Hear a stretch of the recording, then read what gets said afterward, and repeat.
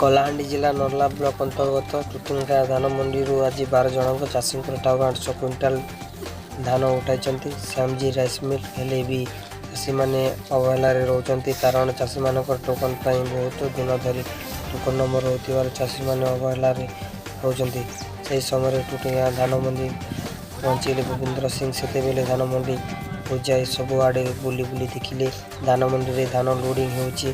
कि नहीं बोली मंडी कर्तृपक्ष मानू पचारुले से समय गोदाम भीतर को पशि चारिपटे अनाई देखिले जे गोदाम भंगा रुजा हो जाइए से समय पचारे गोदाम क्यों ठेकादार करथिला बोली मंडी अध्यक्ष और कर्तृपक्ष मान सूचना मिली जे आम मैंने जानी ना बोली सूचना देते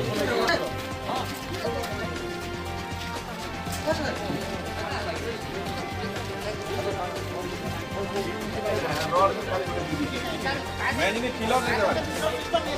ठेका ना हो जाए